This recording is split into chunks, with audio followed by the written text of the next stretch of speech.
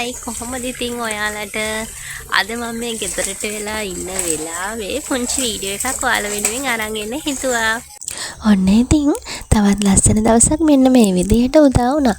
ඉතින් උදේ පාන්දර නැගිටලා ආස දිහා බලන් ඉන්නකොට මගේ හිතට දැනෙන අමුතුම සැනසීමක්. ඉතින් ටික වෙලාවක් ඒ විදිහට බලන් හිටියට පස්සේ මං කරේ මගේ මල් වත්තේ තියෙන රෝස මල් පිරුණු රෝස ගහෙන් අපේ පුත්‍රචාරන් වහන්සේට උදේ පාන්දරින්ම මල් වට්ටියක් කඩලා පූජා කරන්න. පේනවනේ රෝස ගහේ ලස්සන.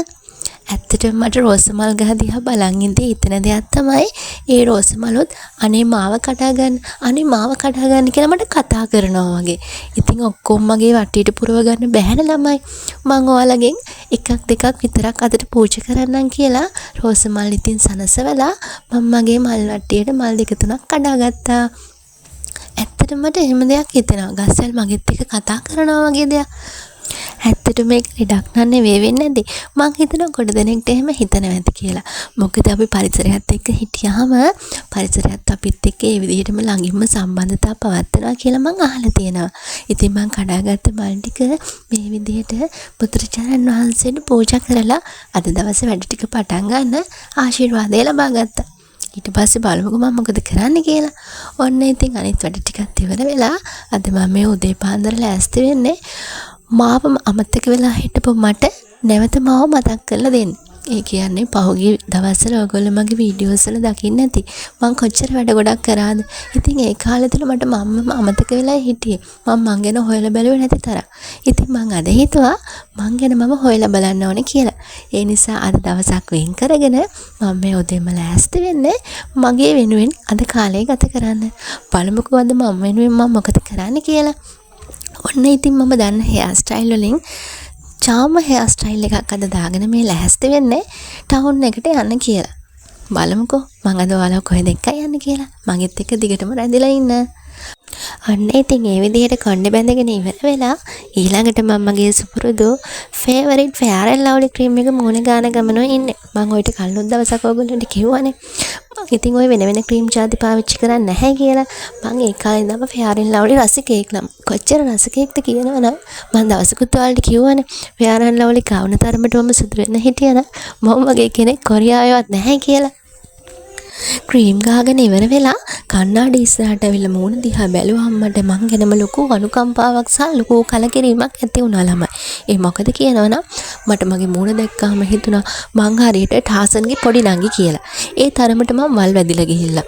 මට ඇත්තටම සැලොන් එකකට යන්නවත් පහුගිය කාලේ වෙලාවක් තිබුණේ නැති තරම්. ඉතින් මං අද මේ බයික් එකට නැගලා උදේම රූම් ගාලා යන්න හදන්නේ සැලොන් එකකට. ඉතින් මං ඉක්මනින්ම සැලොන් එකට යන්න පිටත් වුණා. මොන වැඩ තිබුණත් අපි ගැනමත් සැලකිලිමත් වෙන්න ඕන මීට වඩා කියලා මට නම් දැන් හොඳටම හිතිලා තියෙන්නේ. ඔන්න ඉතින් කතාවෙන් මම සැලොන් එකට ආවා. ඔන්න දැන් අපි සැලොන් එකට ඇතුල් වෙන්න යන්නේ. ඇත්තටම මේ සැලොන් එක අපේ ටවුන් එකේ තියෙන අලුතින්ම පටන් ගත්ත සැලොන් එකක්. චතුරාංගික සැලොන් එකට තමයි මම යන්නේ. මම මීට කලිනුත් එකපාරක් චතුරාංගිකවට ඇවිල්ලා තියෙනවා.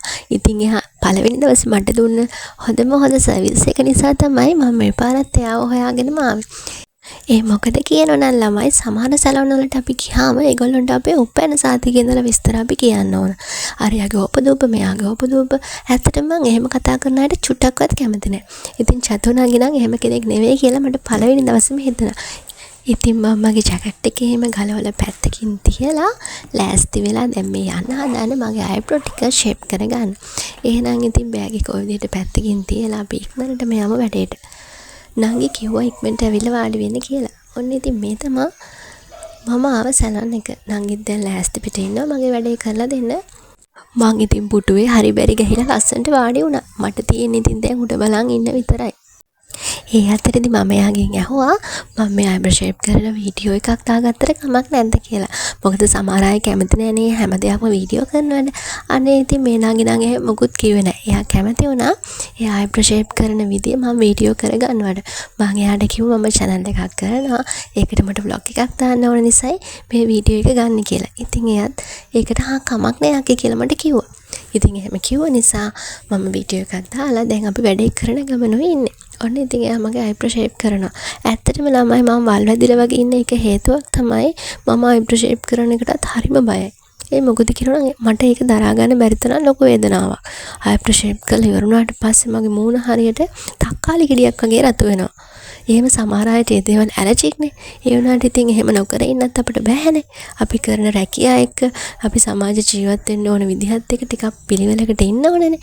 ඒ නිසා ඉතින් අකමැත්තෙන් වුණත් අපිට ඒ දේවල් කරන්න සිද්ධ වෙනවා. ඉතින් ඒ නිසා කොහොම හරි වේදනාවල් දුකවල් ඉවසගෙන දරාගෙන මම පුටුවට වෙලා වාඩි වෙලා හිටියා. ආයිබ්‍රෝ ෂේප් කරන එක නම් ටිකක් හරි ඉවස ගන්න පුළුවන්. ඊගාවට මට කරන්න තියෙන්නේ මුළු මොනම ත්‍රෙඩින් කරන එක. ඇත්තට මේක කොච්චර අමාරු දෙයක්ද කියලා මම ඔයගොල්ලන්ට කියන්න ඕනේ නැහැනේ. ඉතින් මම ත්‍රෙඩින් පාරකුත් අද දාගන්නවා. එහෙම වුණාම ටික කාලයක් යනකම් මූණ පොඩි ලුක් එකකුත් තියෙනවා. ඉතින් ආයිබ්‍රෝ ෂේප් කරලා ඉවර වෙලා දැන් මේ මම කඳුළු පිය දාන ගමනේ ඉන්නේ. පේනවනේ ඉතින් ඇසල කඳුළුත් පිරලා තියෙන තරමට කොච්චර අමාරුවක් ඇද්ද කියලා ඕගොල්ලෝ දන්නවනේ. ගොඩක් පිරිමි ළමයින්ට වඩා ගෑනු ළමයි තමයි මේකේ තියෙන වේදනාව දන්නේ. ඔන්න ඉතින් තව පොඩි වැඩ ටිකක් තියෙනවා කියලා නංගි ඒ ටික කරන ගමනේ ඔය ඉන්නේ. මොකද ඉතින් ගොඩ කාලෙකින් ආයිබ්‍රෝ ෂේප් කරේ නැති නිසා එයාට සෑහෙන ලොකු වැඩ කොටසක් තිබ්බා ඒකේ කරන්න. මං ඉතින් අල්ලගෙන ඉන්නවා. එයාත් ඉතින් හදනවා. ඇත්තටම ඉතින් අපේ රාජකාරීත් එක්ක අපි කාර්යබහුල වෙනවා මිසක් නැත්තම් මේ දේවලුත් නිසි කාලට වෙලාවට කරගත්තරම් අපිට එච්චර දුකක් කරදරයක් වෙන්න ඕන නැහැනේ ඉතින්. ඉතින් දැන් මේ වැඩ ටික ඉවර වෙලා ඊළඟට මම පිටත් වෙන්න කියලායි හදන්නේ. දැන් නම් ඉතින් මූණ ටිකක් එළියයි කියලා මටත් කණ්ණාඩියෙන් බලනකොට හිතුණා. දැන් පොඩි මනුස්ස වේශයක් මූණට ඇවිල්ලා තියෙනවා කියලා මට මූණ දිහා බැලුනහම තේරුණා. දැන් ඉතින් වැඩ ඉවර නිසා නංගිට ටටා බයි කියලා මම පිටත් වෙන්න කියලායි මේ හදන්නේ. එහෙනම් මගෙත් එක්කම ඉන්න ළමයි ඊගාවට මම ඔයගොල්ලෝ එක්ක යන්නේ තවත් විශේෂ ස්ථානයකට. එහෙනම් ඉතින් තවත් ප්‍රමාද නොවි අපි යමුනේ දෙහාට. බලමුකෝ අපි මේ කොහෙද යන්නේ කියලා. ඕන්න ඉතින් මං ඊළඟට ඇවිල්ලා තියෙන්නේ බැංකුවකට ළමයි. බැංකුවේ නම නම් මං කියන්නේ නෑ ඔයගොල්ලන්ට. බැංකුවට මං ඇවිල්ලා බලනකොට කට කපලා බැංකුවේ සෙනඟ හිටියා.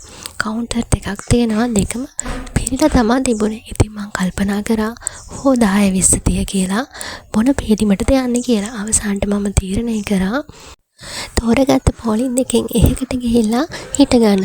ඔන්න ඉතින් මගේ කර්ම කියන්නේ මං හෝ 10 20 කියලා තෝරගත්තේ. මගේ පොලිම නම් කොච්චර වෙලාවක් බලන් හිටියත් ඉවර වෙන පාඩක් නැහැ. අනිත් පොලිමේ නම් කට්ටිය ඉක්මනින් ගියා. දැන් ඉතින් මොනා කරන්නද?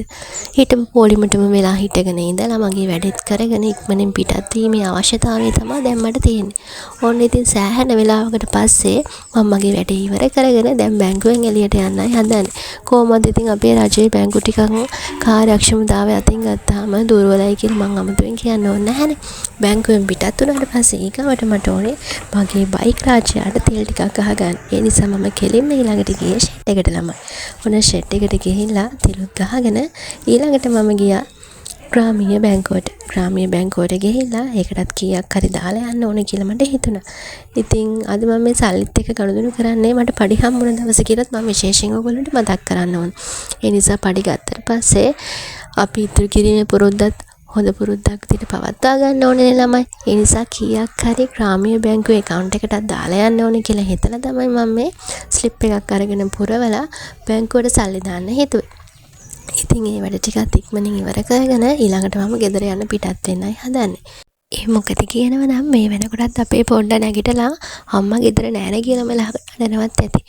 නිවාඩු දවසක් වුණාට ඉතින් මට කොහෙද විවේකයක්. ගෙදර ගියාම සුදු පුතත් එක්ක සෙල්ලම් කරන්නත් තියෙනවානේ. ඒ නිසා ඉක්මනින්ම මම වැඩ ටික කරගෙන ආපහු ගෙදර යන්න පිටත් වුණා. යන අතරමඟදී අපිට කන්න මොනවා හරි අරන් යන්න ඕනේ කියලා මතක් වුණ නිසා පොඩි කෑම ජාති ටිකකුත් අරගෙන මම ඉක්මනින්ම මේ ගෙදර යන ගමනෝ ඉන්නේ. දැන් ඉතින් මම මේ පාරේ යනකොට වීඩියෝ කර යනවා කියලා කවුරුත් පොලිසියට එහෙම කියනවා එහෙම නෙවෙයි හොඳේ. එහෙම වුණොත් එහෙම මාව අල්ලලා කූඩු කරයි. ඇත්තට මේක අනුමත කරන්න බැරි වැඩක් තමයි. ඒ වුණාට ඉතින් ඔයගොල්ලෝ වෙනුවෙන් බ්ලොග් එකක් කරන්න නම් මේ වගේ රිස්ක් එකක් ගන්නත් වෙනවනේ. හරි. ඉතින් ওই විදිහට කතාවෙන් මම ඉස්සරහටම බයික් එක පැදගෙන යන ගමනුයි මේ ඉන්නේ. ඉතින් බයික් එකක් පැදන් යනකොට කොච්චර පරිස්සම් වෙන්න ඕනද කියලා අමුතුවෙම කියන්න නැහැනේ. ඒ නිසා මං ඉතින් කෙලින්ම පාර දිහා බලාගෙනයි මේ යන්නේ. මං ඉතින් වීඩියෝ කර ගියාට මගේ පරිස්සම ගැනත් මං අනිවාර්යයෙන්ම හිතනවා. මගේ පරිස්සම විතරක් නෙවෙයි පාරේ යන අනිත් අයගේ පරිස්සම ගැනත් හිතලායි මම ඩ්‍රයිව් කරන්නේ. ඒ නිසා මගේ ඩ්‍රයිවිං ගැන නම් කවුරුත් බයක් සැකක් තියාගන්න එපා. මේ වෙනකන් නම් තාම බයික් එකකින් ඇදගෙන වැටෙලා නැහැ. ඔන්න හොඳේ. ඒ මොකද කියනවා නම් කවදාකවත් මම බයික් එකේ 40ට වඩා වේගෙන් ගිහිල්ලා නැහැ කියලා මං ආශ්‍රය කරන හැමෝම දන්න කාරණයක්. මගෙත් එක්ක බයික් එක ගමනක් යන කෙනෙක් දන්නවා මං කොච්චර හිමින්ද ගමන යන්නේ කියලා. ඔන්න ඉතින් කතාවෙන් මං ගෙදර ගාවටම ඇවිල්ලා ළමයි. ඊළඟට අපි ගෙදර ගිහිල්ලා හොඳ ස්ට්‍රෝං ටී එකක් හදාගෙන මං ගෙනාව ෂෝටිස් කන්නයි මේ හදන්නේ.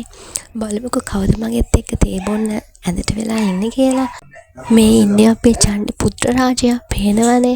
මටත් කලින් එයා තමයි කන්න ඉක්මන් වෙලා තියෙන්නේ. කොච්චර ඉක්මන් වුණාද කිව්වොත් අවසානට කටේ දැවිල්ල හදාගෙන තමයි නතර වුනේ. පේනවනේ.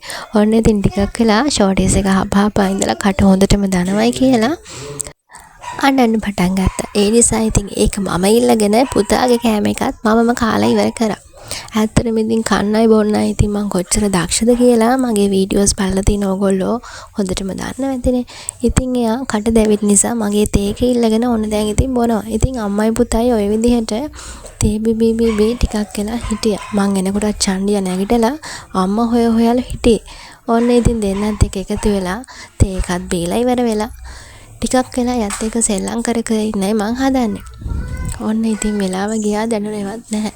පේනවනේ කොච්චර දඟයිද කියලා. ඇත්තටම ඉතින් චූටි පුතත් එක්ක ඉන්න වෙලාව තමයි මං ඇත්තටම ආස වෙලාව. එයාත් එක්ක ඉන්නකොට එයා කරන දඟ වැඩ වලට තරහ ගියාට මොකද ඒ ගත කරන හැම තප්පරයක්ම ජීවිතේට කොච්චර වටිනවද කියලා තේරෙන්නේ වැඩට ගිය දවසට.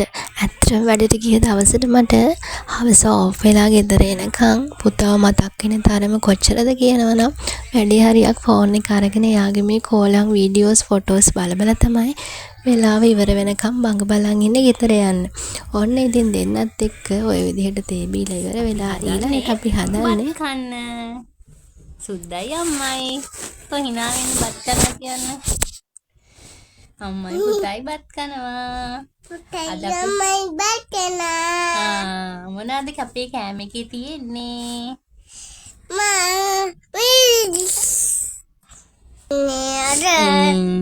අද අපේ දවල් කෑම එකේ තියෙනවා වට්ටක්කයි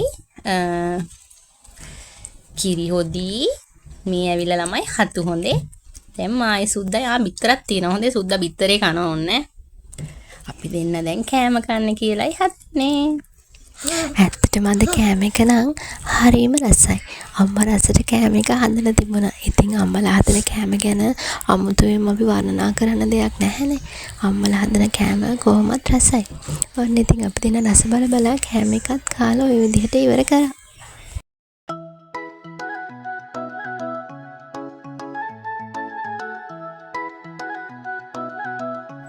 කෑම කාලා ඉවර වුණාට පස්සේ අපි දෙන්න ඊගාවට කරේ චුට්ටක් එයත් එක්ක සෙල්ලම් කර ඉන්න එක. පුතා ගෑග හොදගත්තට පස්සේ එයාට මිදුලට ගිහිල්ලා බයිසිකල් පදින්න ඕන කියලා කිව්වා. ඉතින් දඟමල්ලත් එක්කගෙන මිදුලට ගිහිල්ලා අපි දෙන්න සෙල්ලම් කරන ගමන වෙනවා ඉන්නේ. එයාගේ කෝලම් බල ඉතින් දවස් ගෙවිලා යනවා දැනුනේවත් නැහැ. ඔන්න ඉතින් මම එයාත් එක්ක පොඩ්ඩක් මේ වෙලාවේ සෙල්ලම් කරන ගමන් තමයි මේ ඉන්නේ. ඔන්න ඔය විදියට අද මගේ දවස ගෙවිලා ගියා. ඉතින් මම අද මුළු දවසම වෙන් කරගත්තේ මම වෙනුවෙන් සහ මගේ ආදරණීයයන් වෙනුවෙන්. ඉතින් මේ වගේ තවත් ලස්සන වීඩියෝස් ඔයගොල්ලන්ට මගෙත් එක්ක එකතු වෙලා බලන්න ඕන නම් දිගටම මගේ YouTube channel එකත් එක්ක රැඳිලා ඉන්න. ඒ වගේම මේ වීඩියෝස් බලන ඔයාලා මේවා හොඳයි නම් මට කමෙන්ට් කරන්න. නරකයි නම් තව මොනවද මගේ වෙනස් වෙන්න ඕන අලුත් වෙන්න ඕන ඒ හැමදේම මට කියන්න. ඒ හැම එකක්ම ඔයගොල්ලෝ වෙනුවෙන් මම වෙනස් කරගන්න. ඉතින් මගේ channel එක subscribe කරලා ඊළඟ සතියේ මේ වගේ ලස්සන වීඩියෝ එකක් බලන්න මගෙත් එක්ක හැමදාම රැඳිලා ඉන්න. එහෙනම් ගිහිල්ලා එන්නම්.